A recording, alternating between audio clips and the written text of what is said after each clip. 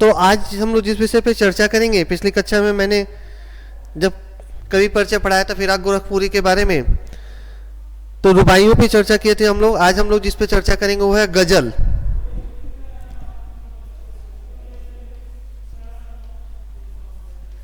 आज का हमारा विषय है गजल।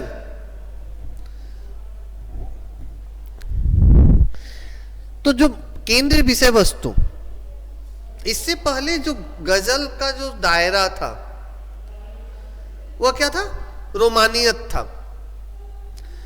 माने कहीं ना कहीं उसमें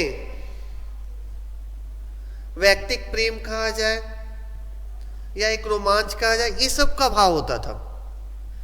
लेकिन बाद में जितने भी ऐसे रचनाकार आए जिन्होंने गजल की रचना की, उन्होंने क्या किया? गजल को समाज से जोड़ने का प्रयास किया या उन्होंने उसे समाज से जोड़ा।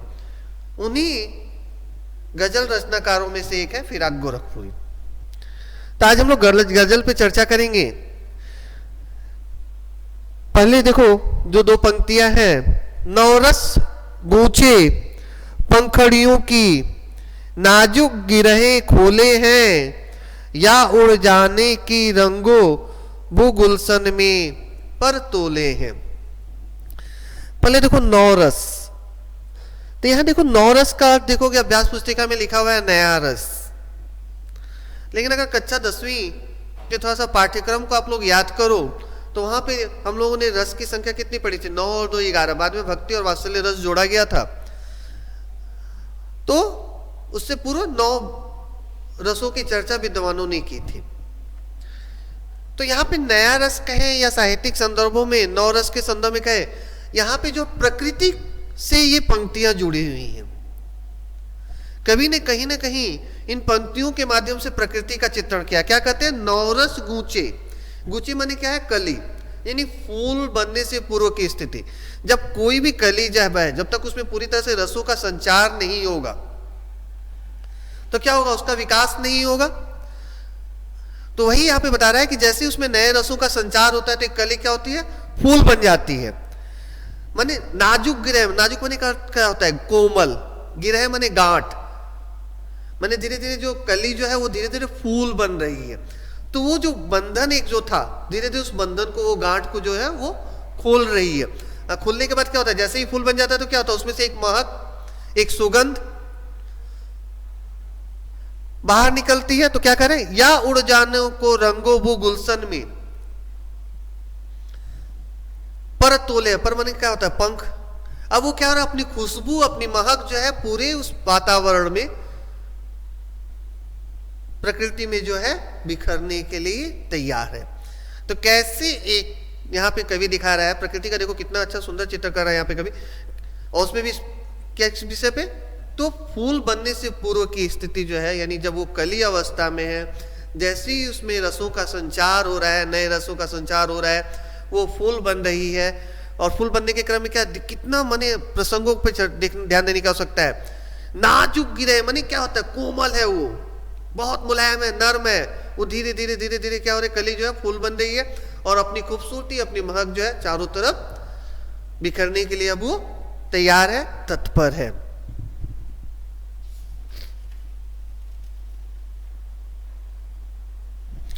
अगली पंक्तियां हैं, तारे आंखें झपकावे हैं, जर्रा जर्रा सोए है। जर्रा जर्रा माने कड़कड़, प्रकृति का प्रत्येक कण। कहते हैं ना कि हम लोग ईश्वर को मंदिरों में, मस्जिदों में, गिरजाघरों में, पिछले कक्षा 11वीं में भी हम लोगों ने पढ़ा था, को खोजते फिरते हैं। कबीर क्या कहते हैं कि ईश्वर तो कण कण में है, यानी प्रत्येक जगह। जैसे वहां पे, तो इसी तरह यहाँ ईश्वर के संदर्भ में कोई बातें नहीं हो रही, या किसी अज्ञात सत्ता के बारे में बातें नहीं हो रही है। यहाँ बात हो रही है प्रकृति के संदर्भ में। दिन रात जो होता है, जैसे ही रात होती है तो क्या होता है? तारे आसमान में नजर आते हैं। और दिन माने जो है मनुष्य दिन भर जो काम किया है, या पशु हो, पक्षी हो, जो भी हो, दिन भर के कार्यों के बाद क्या होता है? शाम को सभी आराम करते हैं। तो देखो कितने अच्छे वर्णन यहाँ पे देखने को मिल रहा है कि तारे आंखें झपकावे हैं, यानी तारों का टिमटिमाने का दृश्य का यहाँ पे वर्णन है। जर्रा जर्रा सोए है, और प्रकृति का कण कण क्या है? अब सो चुका है, सो गया है।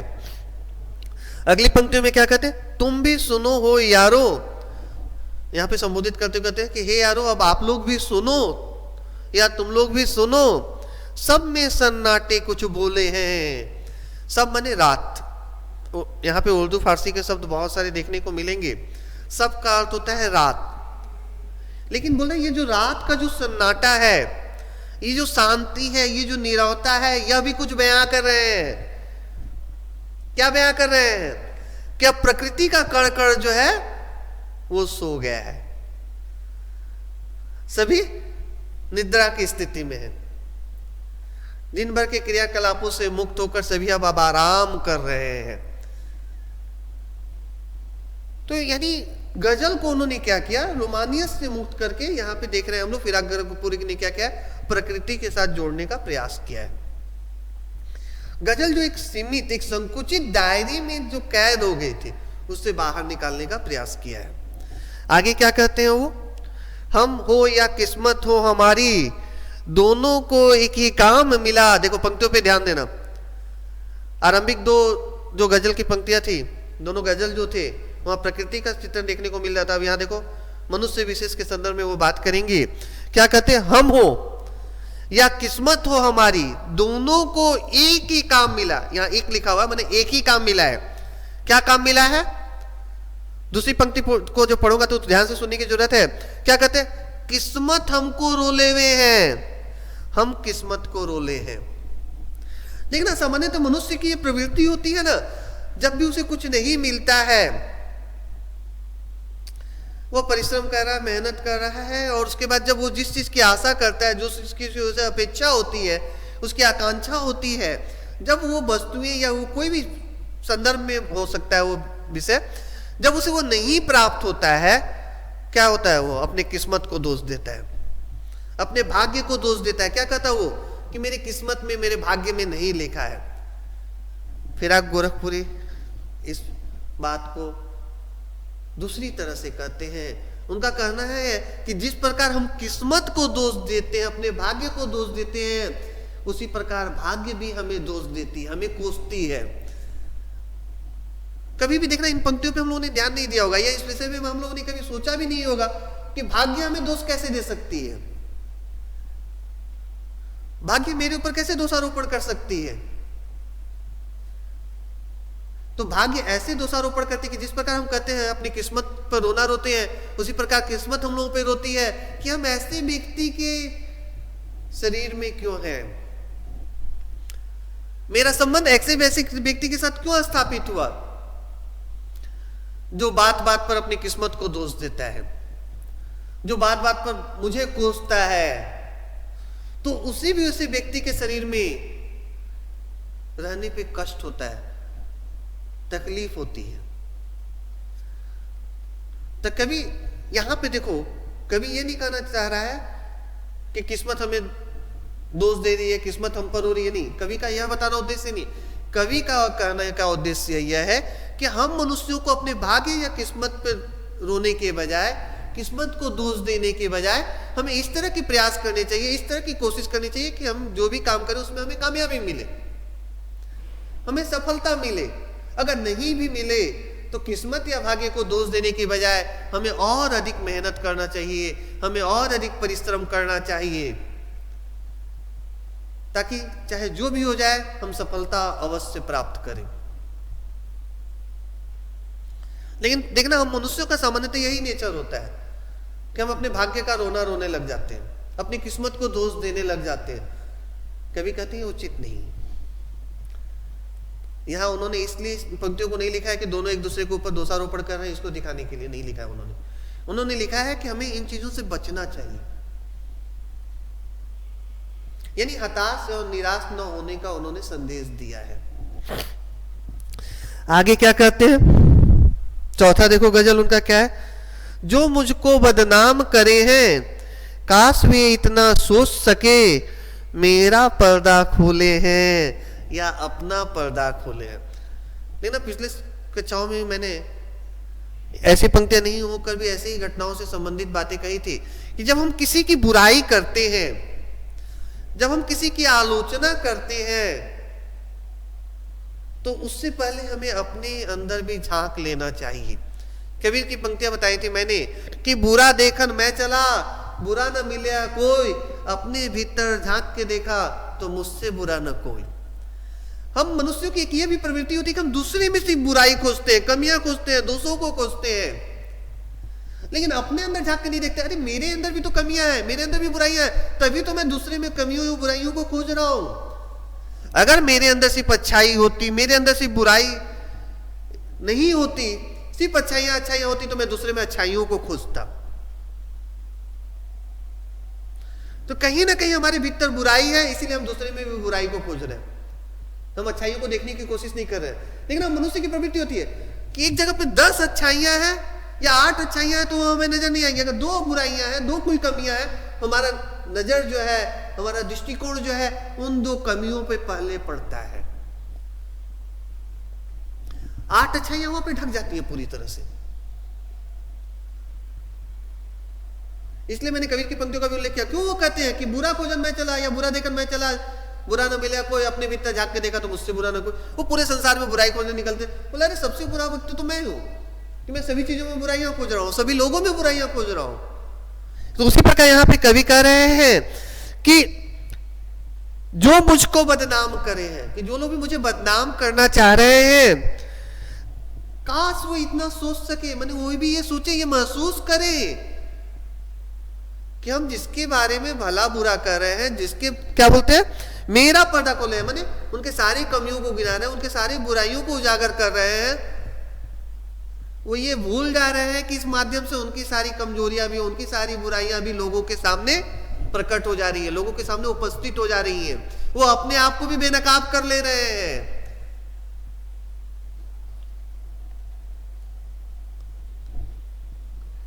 देखना इन संदर्भों में किसी फिल्म के देखने गाने भी है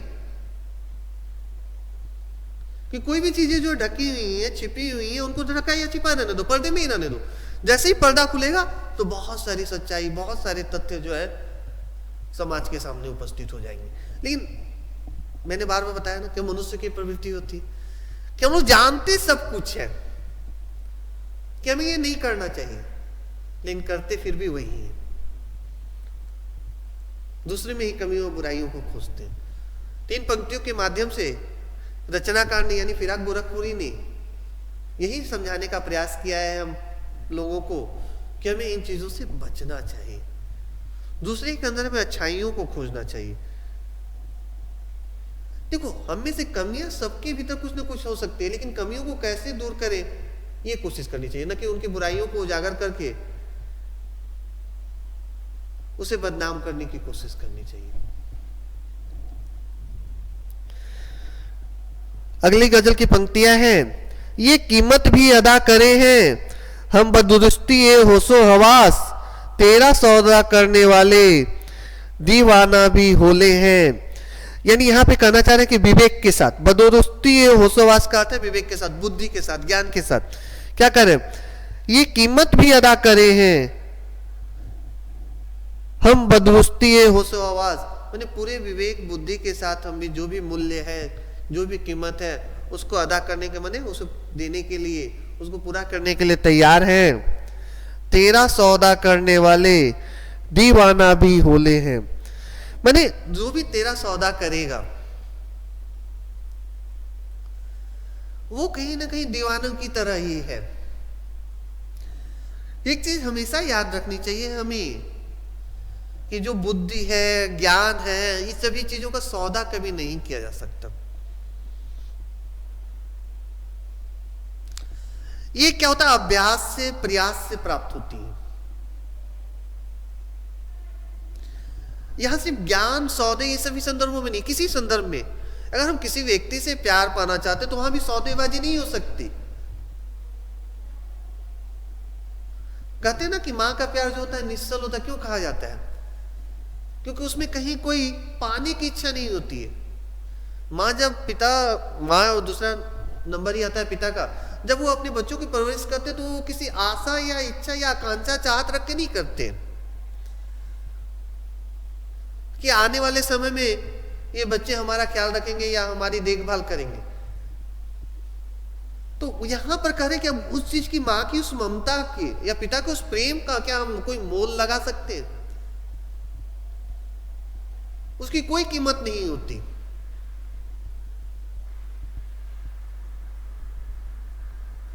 उसका कोई मोल नहीं होता। उसी प्रकार शिक्षा और ज्ञान जो है, ये बाजार में बिकने वाली वस्तु नहीं है कि जहां से हम गए एक काम करो, अब मुझे इतना किलो खरीदना है, मुझे इतना किलो ज्ञान दे दो, बुद्धि दे दो, नहीं। तो यहां कभी वही कह रहे हैं कि तेरा सौदा करने वाले दीवाना भी होले हैं, कि ये सौदा नहीं किया सकता है, या इसके बारे में सोचा नहीं जा सकता सौदा करने के बारे में। ये क्या है? उसके प्रति एक लगन, उसके प्रति एक आस्था, जिसके संदर्भ में यहाँ पे दीवाना शब्द का प्रयोग किया, उन्हें मात्र से ये सभी चीजें प्राप्त हो सकती हैं। इसी पंक्ति पढ़ दे रहा हूं, ये कीमत भी अदा कर रहे हैं हम बदरुस्ती है होशोहवास माने पूरे विवेक के साथ, बुद्धि के साथ, कि तेरा सौदा करने वाले दीवाना भी होले हैं। अगली पंक्तियां हैं, तेरी गम का पासे अदब है, कुछ दुनिया का ख्याल भी है, सबसे छिपा के दर्द के मारे चुपके रोले हैं। लेकिन समाज की एक और विशेषता होती है। हम लोगों ने पढ़ा है कि दुख बांटने से बढ़ता है, कम होता है, लेकिन क्या वास्तविकता के धरातल पर ये चीजें संभव होती हैं या देखने को मिलती हैं? कहने के लिए क्या होता है कि जब हम भी अपने दुख को बांटते हैं, अपनी पीड़ा को किसी के साथ साझा करते हैं, तो हमें ये आशा होती है कि वो सहानुभूति, वो अपनापन, वो अपनत्व मिलेगा, जिससे हमारी पीड़ा, जो हमारी तकलीफ है, वो कम होगी। लेकिन धीरे धीरे स्थितियां बदलती जा रही हैं। अब क्या होता है, कहीं ना कहीं वो व्यक्ति हास्य या उपहास का पात्र बन जाता है। उनको, उन कमजोरियों को उजागर करके लोग उसका मजाक बना देते हैं। यानी वर्तमान में स्थितियां आ गई है कि हम अपनी कमजोरियों को किसी के साथ साझा भी नहीं कर सकते, बता भी नहीं सकते। तो यहाँ पे कवि कह रहे हैं कि तेरे गम का पासे अदब है, कुछ दुनिया का ख्याल में कि मैं बहुत तकलीफ में हूं, लेकिन उस तकलीफ को मैं सम्मान दे रहा हूं, दुनिया का पूरा ख्याल भी रख रहा हूं। क्या? सबसे छिपा के, किसी के सामने मैं रो नहीं रहा हूं, इसलिए मैं क्या करता हूं, सबसे लुक कर, छिप कर अपने दर्द को क्या कर रहा हूं, चुपके रो लेता हूं। जब भी पीड़ा से गुजरता हूं, तकलीफ से गुजरता हूं, तकलीफ, वो पीड़ा किसी भी संदर्भ में हो सकती है। कभी कहता है मैं किसी से भी उसको साझा करने नहीं जा रहा हूं। जब भी अकेले में रहता हूं तो अपनी उस पीड़ा को याद करके मैं रो लेता हूं और अपने मन को हल्का करने का प्रयास करता हूं। यानी कहीं ना कहीं यह बताने की कोशिश की गई है कि समाज के सामने अपनी पीड़ा को व्यक्त करके, प्रकट करके कुछ भी हासिल होने वाला नहीं है। मनुष्य को अपनी पीड़ा से, अपने तकलीफों से, अपने कष्टों से खुद जूझना होगा, उसका खुद उसे सामना करना होगा। तो फिर वह जैसे ही अकेले में है, अपनी पीड़ा को याद करके दुखी हो सकता है, रो सकता है, लेकिन जैसे ही वो सामाजिक संदर्भों में आ रहा है तो अपनी पीड़ा को भूल जाए, क्योंकि सबके सामने बयां करके तो कुछ होने वाला नहीं है हासिल।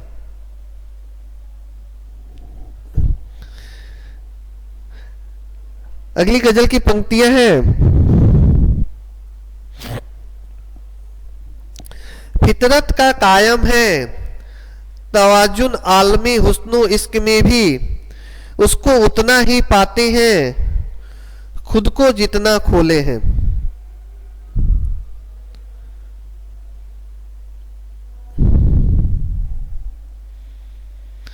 देखो, हम लोग कई बार कई कहावतें पढ़ते हुए आते हैं कि चाहे जितना मीठा पीना है, चीनी उतना ही उसमें डालना पड़ेगा। अगर विभिन्न प्रकार के मूल्यांकनों में और परीक्षाओं में अगर हमें अच्छे प्राप्तांक की आवश्यकता है तो हमें बहुत अधिक मेहनत और परिश्रम करने की आवश्यकता भी है। जब तक हम मेहनत और परिश्रम नहीं करेंगे तब तक अच्छे प्राप्तांक प्राप्त नहीं होंगे। यानी जीवन के प्रत्येक स्थितियों में, प्रत्येक संदर्भों में ये पंक्तियां हमारे ऊपर लागू होती हैं कि जब हम कुछ अच्छा पाना चाहते, कुछ ज्यादा पाना चाहते, कुछ अच्छा करना चाहते, उसके अनुसार ही हमें अपना परिश्रम कर ले, अपना मेहनत कर ले या अपना लगन कर ले, जो भी कर ले, उसके प्रति प्रकट करना पड़ेगा या उसको पाने के लिए उस तरह के प्रयास या कोशिश करनी पड़ेगी। पंक्तियों पे ध्यान दो आप लोग, तो बहुत हद तक अर्थ सामने आ जाता है। फितरत का कायम है तवाजुन आलमे हुस्न इश्क में भी, उसको उतना ही पाते हैं खुद को जितना खोले। फितरत मनुष्य का स्वभाव जो है, बोल रहे ये शुरू से यही नियम है कि हम, यहां पे पंक्तियां आ गई है तवाजुन आलमे हुस्न इश्क में भी, माने इश्क में भी, माने हम अगर किसी से इश्क करते हैं, किसी से प्रेम करते हैं, किसी से मोहब्बत करते हैं, तो हम जितना करते हैं, तो यहां पे क्या है ना कि कुछ पाने की आशा हम नहीं कर सकते। यहां पे क्या होता है, समर्पण के भाव होते हैं। राधा और कृष्ण का जो प्रेम था, वहां देखना गोपियां जो है या राधा जो है वो श्री कृष्ण से कुछ पाना नहीं चाहती थी। वो क्या थे, एकनिष्ठ भाव से श्री कृष्ण की भक्ति करते थे, उनमें समर्पण का भाव था। जहां पे ये चीजें होती है वहां पे स्वार्थ नहीं होता है, लोभ या लालच की भावना नहीं होती है, कुछ पाने की चाहत या आकांक्षा नहीं होती है, इच्छा नहीं होती है। वही वो कह रहे हैं कि हमको क्या करना है कि अगर हम उनसे सब कुछ पाना चाहते हैं तो अपने आप को पूरी तरह से उसके प्रति समर्पित कर देना होगा। अगर मीरा की पंक्तियों को याद करो, कक्षा 11वीं में पढ़े हो आप लोग, तो मीरा भाई वहां क्या करती है, श्री कृष्ण की एक निष्ठ भाव से, तो दास्य भाव से तो उनकी भक्ति करती है। हाँ, वो कहती है कि मैंने बड़े प्रेम से श्री कृष्ण के प्रति अपनी आस्था को, अपने भक्ति को प्रकट किया है, उनकी आराधना की है। धीरे धीरे वो जो प्रेम रूपी बेल जो फैल गई है, अब उससे मुझे आनंद नामक फल की प्राप्ति होगी, मैंने श्री कृष्ण का सानिध्य प्राप्त हो जाएगा। तो यहां पे भी कवि वही कह रहे हैं कि उसको उतना ही पाते हैं जितना खुद को खोले हैं, माने जितना हम अपने आप को समर्पित करेंगे। इसलिए मैंने पठन पाठन के संदर्भ में बताया कि अगर हम अच्छे प्राप्तांक चाहते हैं, अच्छे मार्क्स पाना चाहते हैं, तो बहुत अधिक मेहनत करना पड़ेगा, बहुत अधिक परिश्रम करना पड़ेगा। और आप लोग तो कक्षा 12वीं के छात्र छात्राएं हो, बोर्ड एग्जाम है अभी आप लोगों के सामने, तो आप लोग के अंदर तो ये और अधिक मेहनत और लगन की आवश्यकता है कि ताकि आपका रिजल्ट जो है बहुत अच्छा हो। तो यहां पर इस संदर्भ में भी मैंने ये समझाने के लिए आप लोगों को बताया। यहां पे फिर मेरा भाई की पंक्तियों का भी संदर्भ मैं दे रहा हूं, या राधा या गोपियों का जो श्री कृष्ण के प्रति जो एक निष्ठ भाव से भक्ति, तो उसका भी मैंने उदाहरण दिया कि अगर हम जितना उनका सानिध्य पाना चाहते हैं, जितना उनकी आत्मीयता पाना चाहते हैं, जितना उनका प्यार पाना चाहते हैं, उतना ही हमें अपने आप को देना होगा, उनके प्रति समर्पित करना होगा, तभी जाकर हम उनका सानिध्य, उनका प्रेम या उनका प्यार पा सकते हैं। वही कह रहे हैं कि उसको उतना ही पाते हैं खुद को जितना खोले। लेकिन मनुष्य की प्रवृत्ति क्या होती है, हम पाना बहुत चाहते हैं लेकिन देना कुछ भी नहीं चाहते, जो कि कदापि संभव नहीं है। याद करो, आप लोगों ने बचपन में कविता पढ़ी होगी कि कवि जो है पैसों के बीज लगाता है और ये आशा करता है कि जो पैसों के जो बीज है बड़े होंगे और मुझे बाद में बहुत सारे पैसे मिलेंगे। क्या होता है, वो बीज बड़े होते हैं? नहीं होते, क्योंकि उन्होंने गलत बीज लगाया था। उनके भीतर कहीं ना कहीं एक स्वार्थ या लोभ की भावना थी। यही कारण है कि उनके खाली हाथ रहना पड़ता, कुछ हासिल नहीं होता। कविता का शीर्षक था आह धरती कितना देती है, लेकिन जब वही हम फसल लगाते हैं, विभिन्न प्रकार के पेड़ पौधे लगाते हैं, तो क्या होता है, उससे हमें फल की प्राप्ति होती है, फसलों से अनाज की प्राप्ति होती है। तो अब ये देखना होगा कि हम कितना देते हैं और क्या देते हैं।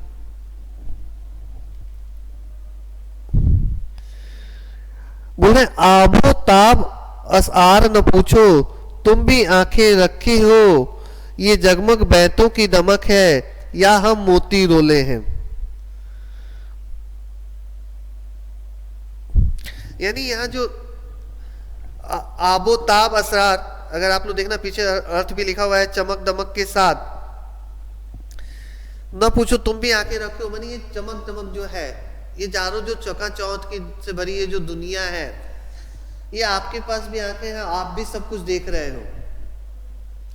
मानी कहीं ना कहीं यहाँ देखने के नजरिए की तरफ इशारा करने का प्रयास है रचनाकार का फिराक गोरखपुरी जी का, क्या कहते हैं, ये जगमग बैतों की दमक है, या हम मोती रोले हैं। माने यहाँ पे रचना के संदर्भ में वो अपनी बात कर रहे हैं। ये जो शेर, ये जो गजल उन्होंने लिखा है, तो यहाँ पे दो संदर्भों में वो बातें कर रहे हैं कि आपको ऐसा लग सकता है कि ये चकाचौंध भरी दुनिया में जो है मैंने भी गजल या शेरो शायरी की जो रचना की है, आपके पास भी आंखें हैं, आप भी इन चीजों को देख रहे हो, पढ़ रहे हो, सुन रहे हो, महसूस कर रहे हो। तो हो सकता है कि कई पंक्तियों में जो उन्होंने अपनी पीड़ा को, जो अपनी तकलीफ को जो प्रकट किया है, जो उन्होंने उसे शेर या गजल के रूप में जो मुकम्मल रूप एक हमारे सामने जो प्रस्तुत किया है, पाठ्य सामग्री के रूप में जो हमारे सामने उपस्थित किया है, कभी कहता है कि आप इस संदर्भ में देख रहे हो, अब अगली पंक्ति में जाओ आप लोग, या क्या कह रहे हैं, या हम मोती रोले हैं, या आपको ये लग रहा है कि ये जो शब्द जो है, ये जो अक्षर जो है, जो शेर या गजल के रूप में आपके सामने मैं जो प्रकट कर रहा हूं, वो मेरे आंखों के आंसू हैं। मैंने मेरी जो पीड़ा है, मेरी जो तकलीफ है, जो ये समाज, ये प्रकृति, इन सभी चीजों को देखने के बाद जो मैंने महसूस किया है, जो मैंने अनुभव किया है, उस अनुभव को जो मैं आप लोगों के साथ साझा कर रहा हूं, जो अपनी रचनाओं के माध्यम से व्यक्त कर रहा हूं, आप उस संदर्भ में देख रहे हो। तो देखना, जब भी कोई भी साहित्य या रचना जब हम लोग पढ़ते हैं, तो उसके कुछ न कुछ एक उद्देश्य होते ही है।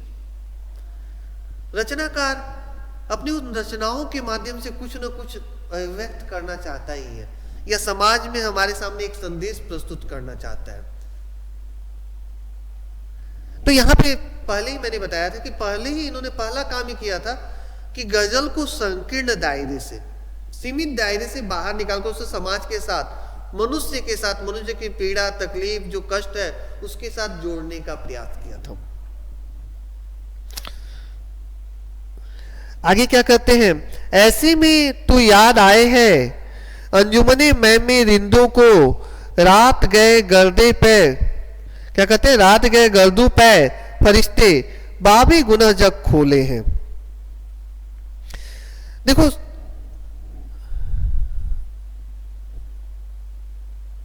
जब कई बार हम लोग कहते हैं ना कि सामान्यतः नशा जो है तो गलत होता ही है, लेकिन यहां पे रचनाकार नशे को कहीं भी कोई महत्व तो नहीं दे रहा है। लेकिन देखना, कई बार इंसान क्या होता है, जब नशे की हालत में उसके मन के भीतर जो सच्चाई होती है, उसके मन की जो पीड़ा होती है, वो उसको अभिव्यक्त कर जाता है, उसको वो प्रकट कर जाता है। हो सकता है दोनों संदर्भों में हो सकता है, सही संदर्भ में भी हो सकता है, गलत संदर्भ में भी होता है। तो यहां पे क्या कह रहे हो कि आबो ताब असार न, सॉरी, ऐसे में तो याद आए हैं अंजुमने में रिंदों को। अंजुमने में मने होता है शराब की महफिल, रिंद मने होता है शराबी, गर्दू मने होता है आकाश या आसमान, तवाजुन का अर्थ होता है संतुलन। यानी जब शराब की महफिल में बैठकर एक व्यक्ति जब शराब का सेवन करता है, किसका अर्थ है यहां पे शराबी, रिंदो का अर्थ है शराबी, अंजुमने मैं का अर्थ है शराब की महफिल। उसके बाद आया है जो शब्द रात गए गर्दू पे फरिश्ते, फरिश्ते माने ईश्वर, अल्लाह, भगवान, जो भी हम लोग कहते। तो जब उस महफिल से निकलकर जब वो खुले आसमान में जब आता है, तो वो क्या करता है, बाबे गुनाह जब खोले हैं। बाबे गुनाह का अर्थ होता है पाप का अध्याय, यानी उसके अंदर जो भी किसी के प्रति ईर्ष्या, द्वेष या नफरत के जो भाव होते हैं, देखना एक नशे में आने के बाद व्यक्ति क्या करता है, अपनी उन सारी भावनाओं को उस खुले आसमान के नीचे आकर, मने आसमान मने ऊपर जो, उसको फरिश्ता मान लेता, भगवान मान लेता है, और अपने मन की ये सारी बुराइयों को क्या करता है, वो प्रकट करता है, अव्यक्त करता है। यानी कहीं भी रचनाकार यह नहीं कह रहा है कि शराबी बनकर या शराब पीकर आप इस तरह के कार्य करो, बल्कि वह यह बताने की कोशिश कर रहा है कि जिसे हम पूरी तरह से गलत नजरिए से देखते हैं, गलत दृष्टिकोण से देखते हैं, लेकिन कई बार क्या होता है, वो स्थिति भी मनुष्य को सच स्वीकार करने का साहस दे देती है। वह अपने पापों को क्या करता है, उजागर करता है, और ईश्वर के सामने उजागर करके क्या करता है, उनसे कहीं ना कहीं क्षमा प्रार्थना करता है कि ये सारी बुराइयां जो हैं, ये सारी गलत बातें जो हैं, ये सारे गलत विषय जो है हमारे भीतर थी, आज मैं उसे आपके सामने कबूल करता हूं, या मैं उसे आपके सामने प्रकट करता हूं, या मैं उसे स्वीकार करता हूं। देखना सच्चाई बता देता है वो। इसलिए कहते हैं ना, कई बार लोग कहते हैं कि नशे में इंसान क्या होता है, सच्चाई को अभिव्यक्त कर देता है, सच्चाई को प्रकट कर देता है, या उसके मन की भावनाएं व्यक्त हो जाती है।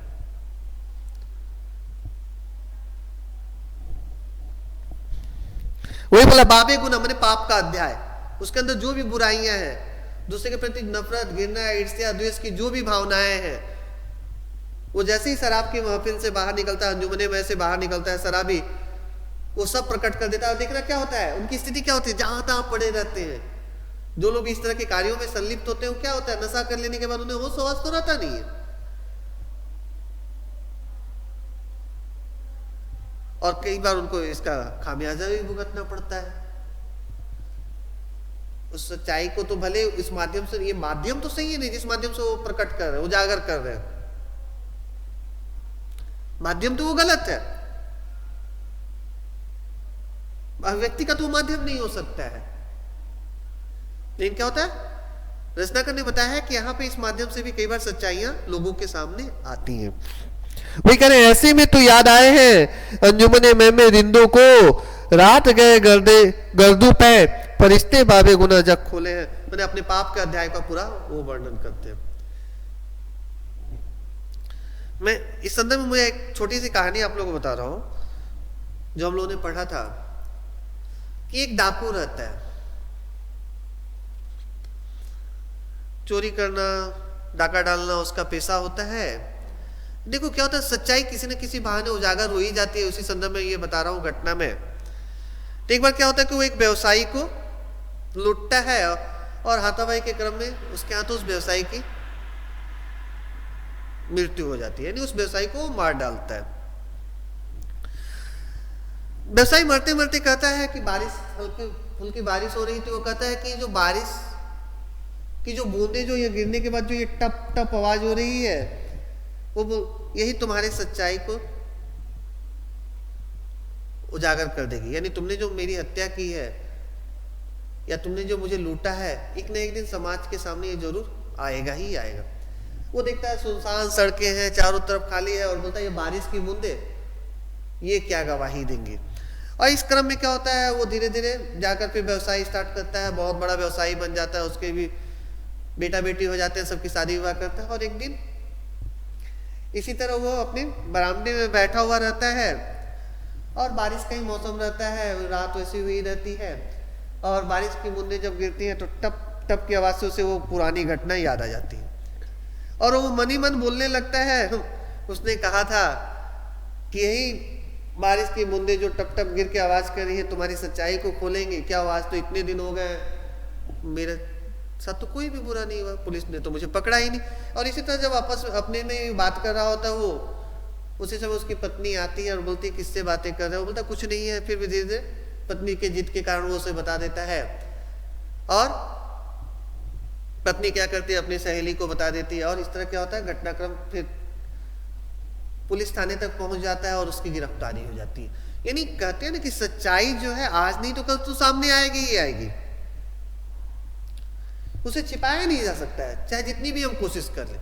उसी प्रकार यहाँ पे फिराक गोरखपुरी बताने जा रहे हैं कि जब वो शराब के महफिल से जब एक शराबी निकलता है तो खुले आसमान के नीचे आकर वो भी अपनी सारी सच्चाई को, अपने पाप के अध्याय को, अपनी बुराई को अभिव्यक्त कर देता है।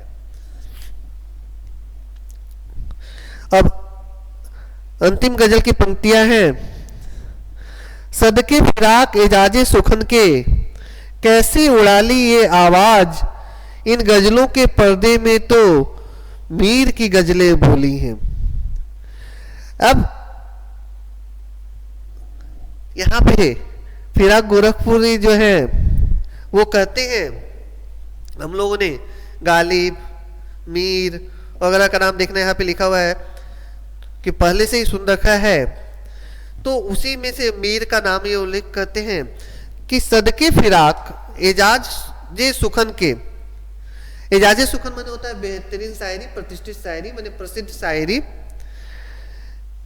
कैसे उड़ा ली ये आवाज, माने क्या होता है, शेरो शायरी करने के भी एक माध्यम होते हैं, उन माध्यमों का यहाँ पे जिक्र किया जा रहा है कि कैसे शेरो शायरी की जाती है, आवाज कैसी होनी चाहिए। इन गजलों के पर्दों में तो मीर की गजलें बोले हैं कि जो भी उन्होंने गजलों की रचना की है, किसने, फिराक गोरखपुरी ने। इन गजलों को पढ़कर कहीं ना कहीं मीर के गजलों को पढ़ने के बाद जो एहसास होता है, उसमें जो एक लय, एक गति जो देखने को मिलती है, उसी प्रकार की लय और गति जो है फिराक गोरखपुरी के गजलों में, यानी सौंदर्य और प्रेम का जो जगत है। कुछ पंक्तियां देखना यहाँ पे जो है कि सौंदर्य और प्रेम का जगत, यानी ये प्रकृति जो है बहुत सुंदर है, बहुत खूबसूरत है। प्रकृति जो है बहुत सुंदर है, बहुत खूबसूरत है, और उसका जो मनोहारी चित्र उन्होंने वर्णन किया है। या इसके अलावा प्रेम जगत का जो अंतिम जो पंक्तियों हम लोगों ने देखा था, ये पंक्तियां देखो कि फितरत का कायम है तवाज्जो नाल में, उस इश्क में भी उसको उतना ही पाते हैं खुद को जितना खोले हैं। यानी ये जो समर्पण की भावना है, ये प्रेम जगत है। या आबो ताब असार न पूछो तुम भी आंखें रखी हो, ये जगमग बैतों की दमक है, या हम मोती रोले हैं। मैंने यहाँ पे रचनाकार की जो भावनाएं जो अभिव्यक्त कर रहा है, उस संदर्भ में ये बातें मैंने रचना जगत से है। और ऊपर की पंक्तियां जो हम लोगों ने पढ़ा वो प्रकृति से संबंधित थी। मानी कहने का है कि मनुष्य का जो जीवन है या ये जो प्रकृति है बहुत सुंदर है, बहुत खूबसूरत है, और इसी सौंदर्य जगत का और प्रेम जगत का एक अच्छा सामंजस्य, एक अच्छा तालमेल जो है फिराक गोरखपुरी की रचनाओं में देखने को मिलती है। वही वो कहते हैं कि इन गजलों को पढ़ने के बाद ये ऐसा नहीं है कि उनका ये अहम बोल रहा है, ये उनका अहंकार बोला, ऐसा नहीं है। उन्होंने कहा कि मीर की गजलों में ये जो सौंदर्य जगत या प्रेम जगत का जो एक सामंजस्य, एक जो सुंदर चित्र देखने को मिलता था, उसी प्रकार का प्रयास, उसी प्रकार की कोशिश जो है फिराक गोरखपुरी ने भी की है। उन्होंने भी क्या किया है, वहां से रोमानियत से या एक संकीर्ण मानसिकता से शायर गजल को मुक्ति दिलाने का प्रयास किया है। तो ये था कि इन गजलों में पर्दों में तो मीर की गजलें बोले हैं। मैंने इन गजलों के माध्यम से, इन गजलों को पढ़ने से ऐसा लगता है, जो ऊपर हम लोग बोले ना पर्दा खोले हैं, तो मैंने इनको पढ़ने से ऐसा लगता है कि जैसे हम लोग मीर की गजलों को पढ़ रहे हैं। तो ये था फिराक गोरखपुरी के जो गजल है। तो इन गजलों को लेकर किसी के मन में कोई भी प्रश्न हो तो आप लोग मुझसे अभी पूछ सकते हो। तो फिर हम लोगों ने जो गजल पढ़ी 1 2 3 4 5 6 7 8 9 10 जो गजल है, इसमें से किसी भी गजल को लेकर अगर किसी के मन में कोई भी असमंजस की स्थिति हो या गजल नहीं समझ में आया हो, फिर से पूछ सकते हो। हाँ, यहाँ पर एक चीज मैं बता दूं कि चूंकि उर्दू या फारसी शब्दों का प्रयोग यहाँ पे ज्यादा है, बाहुल्य ज्यादा है, इसलिए सबसे पहले जरूरी है कि पीछे जो शब्द छवि दी गई यानी शब्दार्थ जो दिए गए हैं उसको पढ़ने की आवश्यकता है। अस्मिता 8वां, आबो ताब असार न पूछे तुम भी आंखों रखे हो, यानी यहां पे बोला जा रहा है चमक दमक के साथ। आबो ताब असरार का अर्थ है चमक दमक के साथ। बोल रहा है कि तुम भी आंखें रखो। देखो हम लोग के पास आंखें तो सभी हैं, प्रत्येक मनुष्य का देखने का नजरिया होता है। हम लोग पढ़ते थे ना रामचरितमानस या रामायण, जब भी पढ़ते थे तो कहते थे जाको रही भावना जैसी पूर्व सूरत दिखी तीन तैसी। माने हम सबका देखने का एक नजरिया होता है, एक दृष्टिकोण होता है कि हम किसी विषय वस्तु को किस रूप में देखते हैं। तो यहां पे जो फिराक गोरखपुरी की जो ये रचना है, रुबाइयां या गजल जो भी कह लो, अब उन रचनाओं को हम किस संदर्भों में समझते हैं, उनकी रचनाओं को हम लोग किस दृष्टिकोण से पढ़ते हैं या समझने का प्रयास करते हैं। जैसे यहां पे क्या कहते हो, ये जगमग बैतों की दमक है। बैतों मैंने बताया शेर या गजल, मैंने शायरी या गजल, कि ये चमक है या हम मोती रोले हैं। यानी इन्होंने जो समाज में जो कुछ भी देखा है, उन्होंने जो अपनी भावनाओं को, अपनी पीड़ा को, मोती रोले मैंने यहाँ रोने के संदर्भ में बात नहीं हो रही है, यहाँ पे बात हो रही है कि उन्होंने जो भी अपनी पीड़ा को या अपनी समझ को जो उन्होंने इस प्रकार से हम पाठक वर्ग के सामने प्रस्तुत करने का प्रयास किया है, ये रचनाओं के माध्यम से हमारे सामने जो प्रस्तुत किया है, हम उसे किस दृष्टिकोण से देख रहे हैं, कैसे समझ रहे हैं। ठीक है अस्मिता, आप रिप्लाई करो।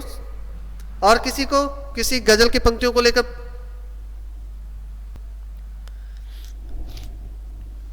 यहां पे दृष्टिकोण की बात हो रही है। नीतू का प्रश्न है सर 5 नंबर, ये कीमत भी अदा करे हैं हम बदरुस्ती होशो हवास, तेरा सौदा करने वाले हम दीवाना होले हैं। माने यहाँ पे बदरुस्ती होशो हवास के माने विवेक के साथ, यानी हम लोगों ने पढ़ा ना सौंदर्य जगत और प्रेम जगत, 3 पंक्ति का, इस पंक्ति जो स्पष्ट है, ये जो 2 पंक्तियां हैं, इसका संदर्भ कहीं ना कहीं प्रेम जगत से है। इसलिए मैंने कहा ना कि समर्पण की भावना की बात हो रही है, कि जब तक हम किसी को पूरी तरह से समर्पित नहीं हो जाएंगे, इसलिए मैंने मीराबाई की पंक्तियों का भी उल्लेख किया, या कृष्ण और गोपियों और राधे का, कृष्ण के साथ गोपियों और राधों का जो प्रेम था, उसका भी मैंने चर्चा की कि यहां पर क्या है, जब तक हम किसी को समर्पित नहीं करें किसी भी संदर्भ में, या सिर्फ प्रेम संदर्भ नहीं, मैंने कहा ना कि अगर हम अच्छे प्राप्तांक पाना चाहते हैं, अच्छे मार्क्स लाना चाहते हैं, तो उसके लिए अधिक मेहनत और परिश्रम क्या हो सकता है। मैंने एक उदाहरण अपने वास्तविक जीवन से भी हम लोगों के दिया कि अगर हम मीठा चाय पीना चाहते हैं तो चीनी था सा चाय में ज्यादा डालनी होगी। तो ये सारे उदाहरण हम लोगों ने पढ़ा है, वही यहाँ पे कह रहे हैं कि ये कीमत भी अदा करे हम बदरुस्ती होशवास, तेरा सौदा करने वाले दीवाना भी होले। तो यानी यहाँ पर क्या हो रहा है, यहाँ एक और चीजें हैं यहाँ पर कि ये कीमत भी अदा करें, माने हर चीज की क्या होती है, कीमत होती है। लेकिन कई ऐसी चीजें जो होती हैं, जो मैंने बताया कि माँ प्यार जो भी होता है, वहां पे कोई भी कीमत नहीं होती है, उसकी कोई भी मोल हम लोग नहीं दे सकते हैं।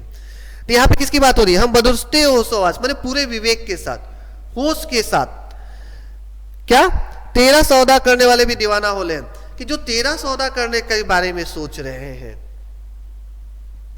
यानी विवेक या बुद्धि के साथ, यानी ज्ञान के साथ हमें ये सोचने की आवश्यकता है कि किन रिश्तों के बारे में या किन संदर्भों में हम और किसका सौदा कर सकते हैं। मैंने कहा ना, जैसे ज्ञान या बुद्धि जो है वो बांटने से बढ़ता है, उसका सौदा नहीं किया जा सकता। माता और पिता का जो प्यार होता है अपने बच्चों के प्रति, जिसमें उसमें स्वार्थ, ईर्ष्या, द्वेष या लोभ की भावना नहीं होती, उसका सौदा नहीं कर सकते। या कई ऐसे चीजें, अगर हम किसी से कुछ प्यार या प्रेम पाना चाहते हैं तो उसको तो बाजार से खरीदने की तो कोई वस्तु नहीं है ये। तो ये कहते हैं कि अगर ऐसा कुछ है तो वहां पे वही बोल रहे हैं कि तेरा सौदा करने वाले दीवाना भी होले हैं। मैंने तेरा सौदा नहीं किया सकता।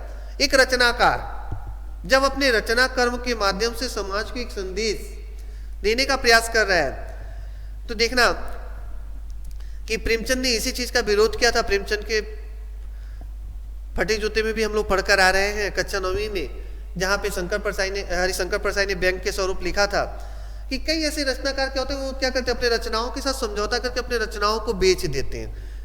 कई ऐसे उपन्यास या साहित्य रचना देखना बाजार में जो मिलते हैं, जिससे युवा पीढ़ी जो है उसको बचने की या छात्र पीढ़ी को बचने की सलाह दी जाती है। तो यहाँ पे उसी बात की बात हो रही है कि हर चीज की जो होती है कि सौदे नहीं हो सकते, हर चीज की कीमत भी अदा नहीं कर सकते हैं हम। लेकिन कई जगहों पे क्या होता है, कई चीजों की जब हम कीमत अदा करते हैं पूरे विवेक के साथ, बुद्धि के साथ, तो हम क्या चाहते हैं वहां पे कि जब हम इसके बदले ये दे रहे हैं तो वहां से कुछ प्राप्त करना चाहते हैं, उसके प्रति हमारी आसक्ति, यानी दीवानापन उसी के संदर्भ में आया यहाँ पर, उसके प्रति एक आसक्ति हो जाती है हमारी, एक लगाव हो जाता है और हम उसे किसी भी हद तक प्राप्त करने की कोशिश करते हैं। और किसी के मन में कोई प्रश्न?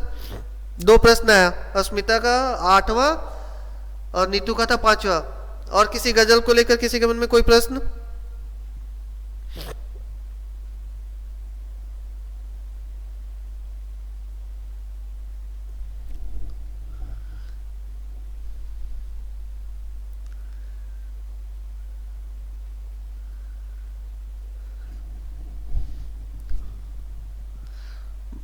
भारत, कोई प्रश्न?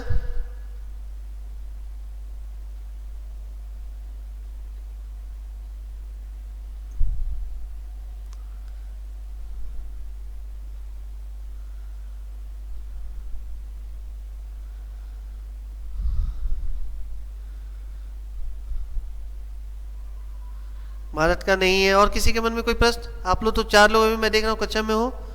अस्मिता, नीतू, भारत और एक जन कोई, एक मैं खुद हूं। तो आज की कक्षा में यही समाप्त कर रहा हूं।